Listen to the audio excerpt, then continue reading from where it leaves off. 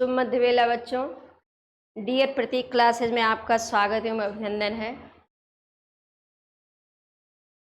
पिछली कक्षा में हमने आपको हिंदी के कुछ मुख्य बिंदुओं के बारे में बताया था। उसके आगे आज हम आपको वर्णमाला के बारे में कुछ बताएंगे और हमारी जो भाषा है, जो हम अपने भाव एवं विचारों को व्यक्त करने के लिए जिसका प्रयोग करते हैं, उसको हम कैसे लेखनीबद्ध करते हैं, किसके माध्यम से करते हैं, इन सब के बारे में आपको हम आज थोड़ी सी जानकारी देंगे, जिसकी शुरुआत हम वर्ड से करेंगे।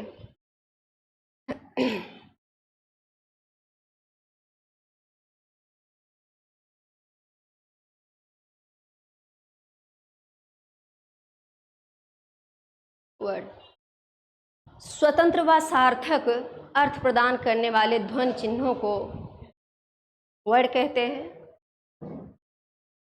जैसे राम, सार्थक व स्वतंत्र ध्वनि चिन्हों को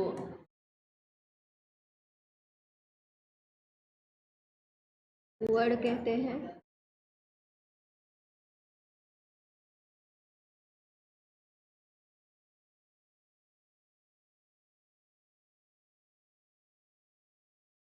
जैसे राम, ये राम शब्द जो है ये दो वर्डों से मिलकर बना है, लेकिन हमें जब इसका विन्यास करना होगा तो हम राम कैसे लिखेंगे? राम को हमें अगर वर्ड विन्यास में लिखना है तो रा प्लस आ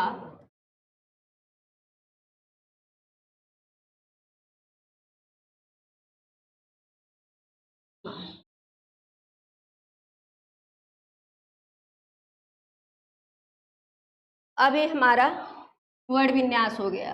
राम तो दो वर्डों से मिलकर बना है, लेकिन जब इसका विन्यास करेंगे अक्षर में ले आएंगे तो रा प्लस आ प्लस मा प्लस आ। अब ये हमारा हो गया अक्षर, ये हो गया अक्षर। अब इसका हम क्षरण नहीं कर सकते हैं, इसके हम खंड नहीं कर सकते हैं। जैसे संस्कृत में एक वाक्य लिखा गया है, ना क्षरति इति अक्षरा। जिसका क्षरण ना किया जा सके उसको अक्षर कहते हैं। अब इसको हम और नहीं तोड़ सकते, इसके और छोटे टुकड़े नहीं कर सकते हैं, लेकिन जो वर्ड है इसका हम विन्यास कर सकते हैं। राम है तो राम में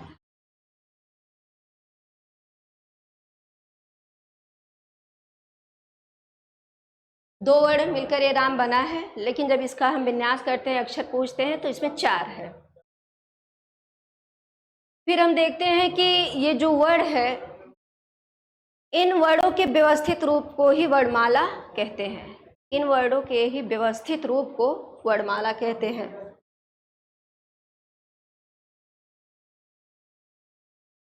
वर्डों के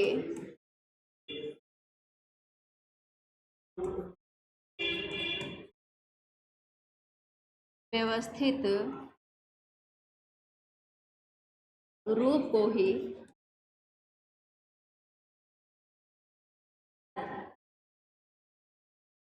वर्णमाला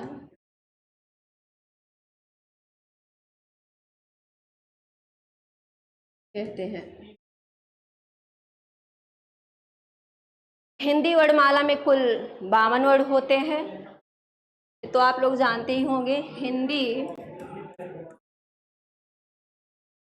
हिंदी वर्णमाला में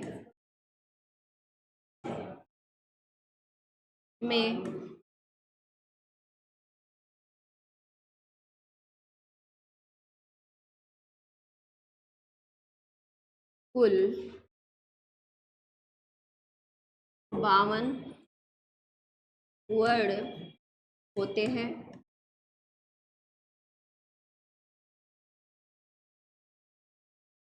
इन 52 वर्डों को हम 2 भागों में बांट सकते हैं। वर्णमाला को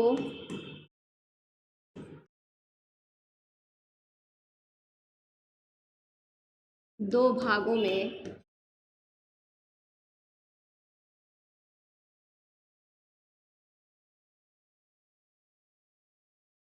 बांटा गया है।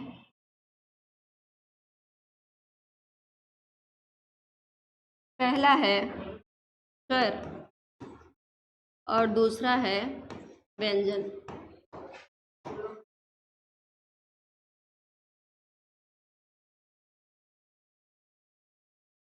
अब यहाँ पर हम देखेंगे कि वर्णमाला के 2 रूप आए हैं, एक स्वर है, एक व्यंजन है। स्वर किसे कहते हैं? जिन वर्णों का उच्चारण स्वतंत्रता पूर्वक हो उन्हें स्वर कहते हैं। हिंदी में स्वर की संख्या 11 होती है।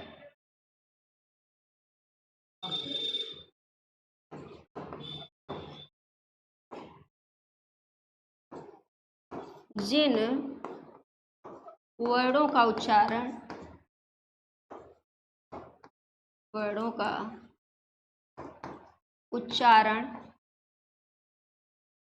स्वतंत्रता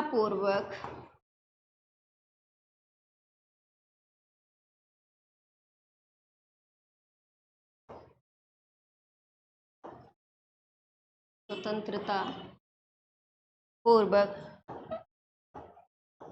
किया जाता है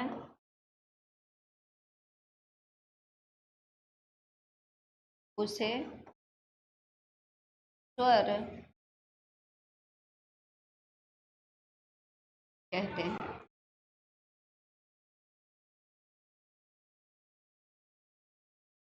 जो अपने आप में स्वतंत्र हो, पूर्ण हो, उसको स्वर कहते हैं। और हिंदी में स्वरों की संख्या 11 होती है। लेकिन कुछ महत्वपूर्ण बिंदु हैं जो आपको जानना आपके लिए बेहद जरूरी है। जैसे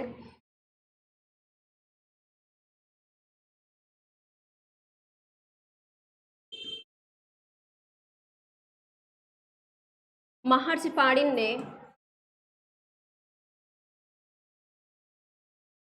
संस्कृत में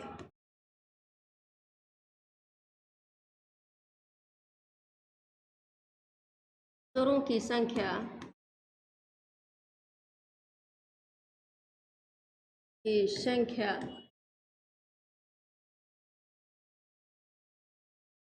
9 बताई है।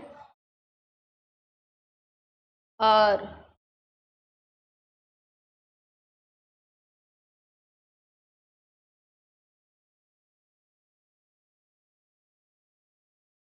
स्वरों की संख्या 13 होती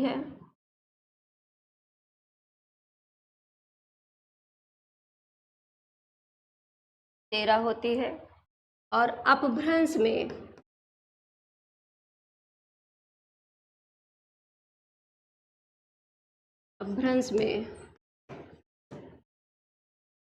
स्वरों की संख्या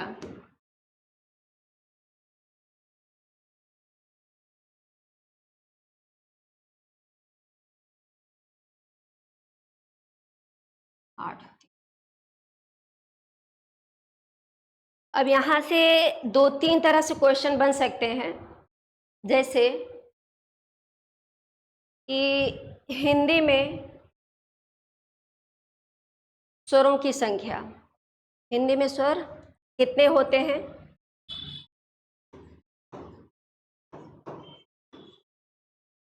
हिंदी में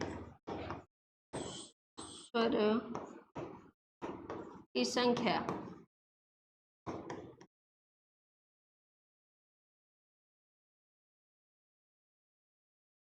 तो ये 11 है। अगर पूछे हिंदी में कुल स्वरों की संख्या, ऐसे भी क्वेश्चन बन सकता है। हिंदी में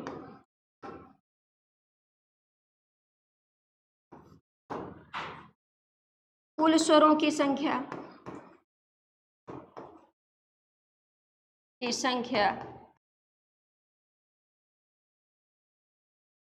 तो भी 11 ही है, तो भी 11 ही है। अगर पूछा जाए क्वेश्चन, कई तरह से पूछा जाए, क्वेश्चन को बदल कर पूछा जाए, स्वर कितने वर्णमाला में स्वर कितने होते हैं, तब आप क्या बताएंगे? स्वर की संख्या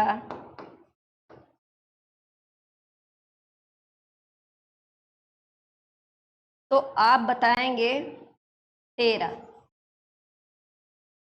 क्या बताएंगे? 13। परंपरागत रूप से पूछे या स्वरों की संख्या पूछे या पूर्ण रूप से स्वरों की संख्या बताइए, वर्णमाला में स्वरों की संख्या बताइए, तब आप क्या बताएंगे? 13 बताएंगे।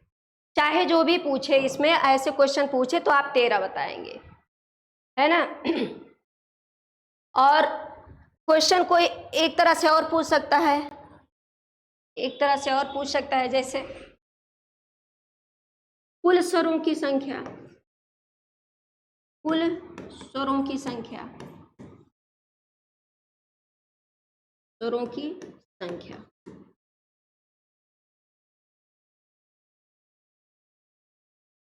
तब भी आप क्या बताएंगे? 13 ही बताएंगे। केवल क्वेश्चन आपसे जब पूछे कि हिंदी में स्वर की संख्या कितनी होती है, हिंदी में स्वरों की संख्या कितनी होती है, तब आप बताएंगे 11। हिंदी में कुल स्वरों की संख्या, तब आप बताएंगे 11। अगर स्वरों की संख्या पूछता है, कुल स्वरों की संख्या पूछता है, वर्णमाला में स्वरों की संख्या पूछता है, परंपरागत रूप से स्वरों की संख्या पूछता है, तब आपका एक ही जवाब होगा, 13। हिंदी में कुल स्वरों की संख्या, हिंदी में स्वरों की संख्या केवल 11। अब इसको हम प्रूव करते हैं कैसे हिंदी में स्वरों की संख्या केवल 11 होती है। आइए देखते हैं। हिंदी में स्वर,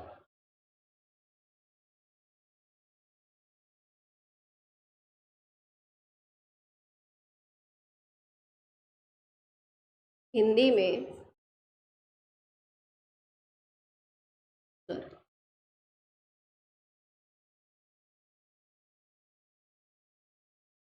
अब आप छोटे से लेकर आज तक आपको पढ़ाया गया होगा कि हिंदी में जो स्वर होते हैं वो अ आ इ उ ऊ रे ए ऐ ओ औ अंग आ है।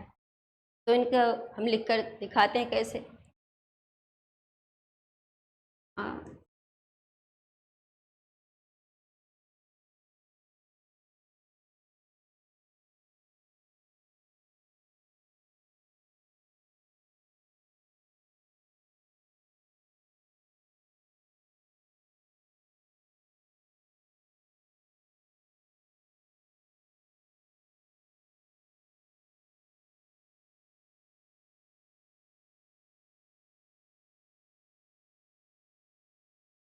अ आ इ उ रे ए ऐ ओ औ अंग आ, ये स्वर हैं जो हमने वर्णमाला में आज तक हम पढ़ते आए हैं और वर्णमाला में इन्हीं को स्थान भी मिला है। तो देखने में तो ये लग रहे हैं कि कितने हैं, 1 2 3 4 5 6 7 8 9 10 11 12 13, ये तो 13 दिख रहे हैं। तो फिर ये 11 कैसे बताया गया कि हिंदी में स्वरों की संख्या 11 ही है और 11 ही बताया जाएगा, 11 ही लिखा जाएगा, 11 ही है। तो यहाँ पर हम देखेंगे कि जो स्वर हैं इनको कई भागों में विभाजित किया गया है, कई तरह से बांटा गया है। जैसे हम देखेंगे कि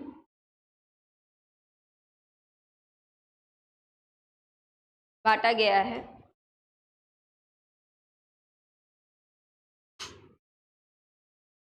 जैसे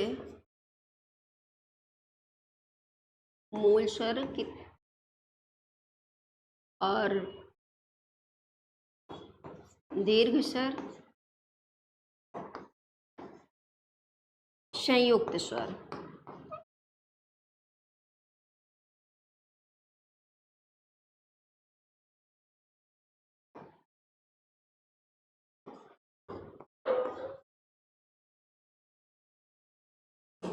संयुक्त स्वर, ये जो तीन हैं ये उत्पत्ति के आधार पर है। किसके आधार पर है? उत्पत्ति के आधार पर। उत्पत्ति के आधार पर।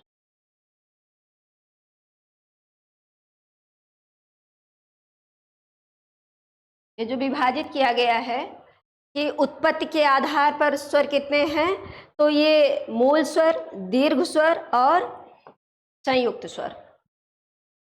अब हम देखेंगे कि मूल स्वर किसे कहते हैं। मूल स्वर किसे कहते हैं, तो ये इसकी परिभाषा है कि मूल स्वर जो है, मूल स्वर, इसके उत्पत्ति के बारे में किसी को कुछ पता नहीं है कि कहाँ से आए, कैसे आए, कब आए,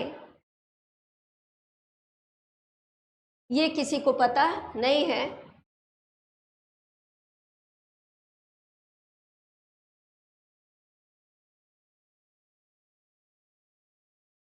ये चार हैं, इन चारों के बारे में किसी को कुछ पता नहीं है कि इनके जन्म का आता पता कुछ नहीं है कि ये कहाँ से आए हैं, किसके द्वारा दिए गए हैं।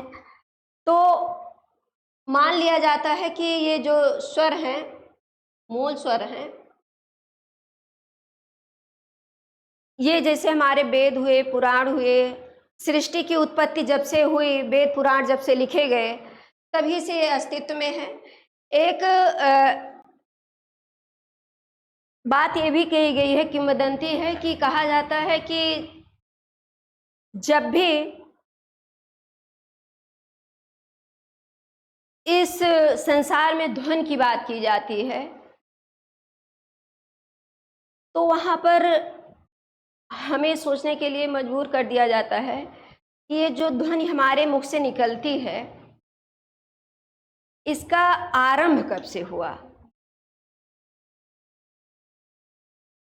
और आरंभ के बारे में जब से मानव उत्पत्ति हुई है तब से इन वर्णों, इन ध्वनियों की भी उत्पत्ति मानी ही जाती है। और आप लोग, आपकी ये जो लिपि है देवनागरी लिपि, और हिंदी भाषा आप जानते हैं वैज्ञानिक लिपि है, इसमें कुछ इधर उधर की बातें नहीं है। जो कहा जाता है वही लिखा जाता है, जो बोला जाता है वही लिखा जाता है, और जो लिखा जाता है वही ही बोला जाता है। तो हम देखते हैं कि इसको हम प्रैक्टिकल करके देख सकते हैं कि कोई भी नवजात शिशु जब भी जन्म लेता है तो वह जब इस धरती पर आता है तो उसका आरंभ जिस ध्वनि से होती है वो तो होती है रुदन क्रिया में, और आ ई ऊ करके वो रुदन क्रिया करता है। और यहीं से हम ये जानते हैं कि उस बच्चे को तो वर्ड का ज्ञान तो है नहीं, पढ़ा लिखा है नहीं, लेकिन जब वो इस धरती पर आया है, उसका जन्म हुआ है, तो इन ध्वनियों को साथ लेकर आया है। तो हम मान लेते हैं कि इन ध्वनियों के आदि जब से हुआ है हमको पता नहीं है, लेकिन इन्हीं मूल ध्वनियों से जब किसी को और स्वरूप प्रदान किया गया है तो उन्हीं मूल ध्वनियों के स्वरूप को ही दीर्घ स्वर कहते हैं। ये जो दीर्घ स्वर होता है ये अपने ही समान वर्णों से मिलकर इसका अस्तित्व सामने आया है। जैसे दीर्घ स्वर में है दीर्घा, दीर्घी, दीर्घ ओ, और ये जो री है वो हमारे हिंदी में इसको दीर्घ री का स्थान नहीं मिला है, क्योंकि आप जानते हैं कि ये जो री है ये केवल संस्कृत में दीर्घ री का ही प्रयोग होता है, हिंदी में दीर्घ री का प्रयोग नहीं होता है। ये जो री है आगे चलकर हिंदी में रा के रूप में कन्वर्ट हो जाती है और ये भी धीरे धीरे हमारे अस्तित्व से समाप्त ही हो रहा है। तो हमारे जो मूल स्वर हैं वो कितने हैं? 4 हैं। दीर्घ स्वर 3 हैं। अब संयुक्त स्वर की बात की जा रही है कि संयुक्त स्वर कितने हैं? संयुक्त स्वर किसे कहते हैं? तो संयुक्त स्वर की परिभाषा होगी कि जो स्वर अपने समान वर्णों से ना मिलकर बल्कि अपने असमान वर्णों, विजातीय वर्णों से मिलकर बनते हैं। विजातीय मतलब अपने जात के नहीं, अपने समान वर्णों से नहीं, दूसरे वर्णों से मिलकर जिनका अस्तित्व सामने आता है उनको संयुक्त स्वर कहते हैं। जैसे आप देखेंगे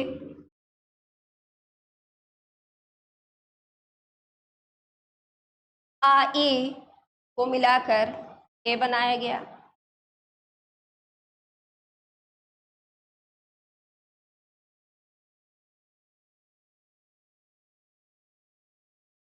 और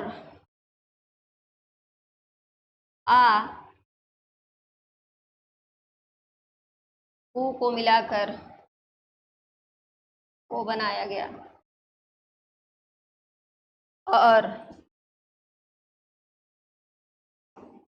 आ ए को मिलाकर ए बनाया गया, और आ ओ को मिलाकर औ बना गया।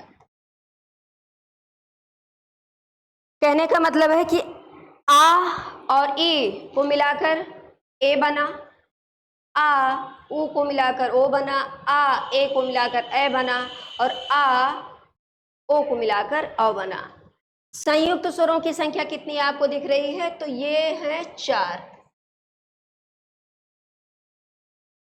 4 संयुक्त स्वर हो गए। अब हम देखेंगे कि इनकी संख्या कितनी हुई। ये 4, ये 3 और ये 4, 4 3 7 और 7 4 11, ये हमारे 11 स्वर हो गए।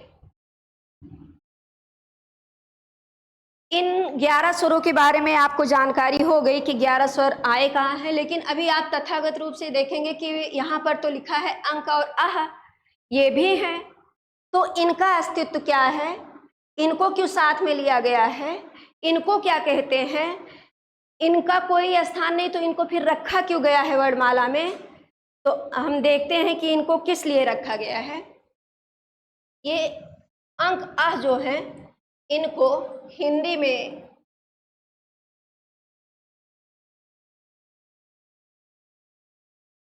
अयोगवाह कहा गया है। अयोगवाह का, अयोगवाह का मतलब है आ मतलब बिना, यो मतलब जुड़े, वाह मतलब वहन करना है, साथ चलना, बिना जुड़े साथ में चलना, बिना जुड़े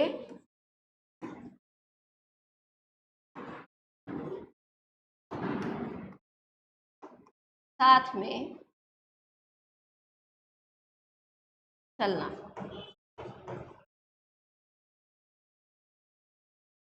बिना जुड़े साथ में चलना। ये जो अयोगवाह है ये स्वरों के साथ चलता तो है, रहता तो है, लेकिन ये जो इसका रूप है ये रूप उनके अस्तित्व में उनके साथ जुड़ता नहीं है। जैसे हमको अगर अंक का प्रयोग करना होगा तो हम इसके हूबहू इस स्वरूप को हम लिख नहीं सकते हैं, अगर लिखेंगे तो गलत होगा, क्योंकि ये जो अंक आ है इनके इस रूप को नहीं, इनके केवल चिन्ह को लिया गया है। ये जो चिन्ह है संस्कृत में इस चिन्ह को, यहाँ पर ये चिन्ह जो है इसको अनुस्वार कहते हैं, अनुस्वार कहते हैं, और जो अह है इसको विसर्ग कहते हैं।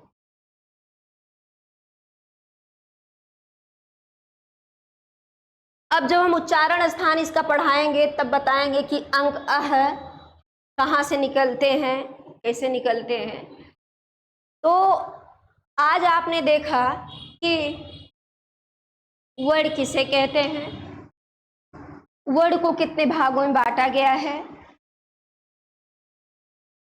और स्वरों की संख्या, और स्वरों के प्रकार में पहला प्रकार आपने देखा उत्पत्ति के आधार पर स्वरों की संख्या, मूल स्वर, दीर्घ स्वर और संयुक्त स्वर। अभी स्वर में ही आपका हमें लगता है 1-2 वीडियो चलेगा, क्योंकि यहाँ पर आपको हिंदी वर्णमाला की एक एक छोटी से छोटी जानकारी आपको दी जाएगी कि कहीं भी आगे चलकर अगर वर्णमाला से कोई क्वेश्चन आता है तो आपका वर्णमाला से कोई क्वेश्चन छूटे ना। और यहीं पर हम कक्षा की समाप्ति करते हैं। फिर कल के वीडियो में हम आगे आपको बताएंगे उच्चारण समय के आधार पर स्वर। और आप लोग हमारे डियर प्रतीक क्लासेस के हर वीडियो को लाइक करें, शेयर करें और सब्सक्राइब करें। धन्यवाद।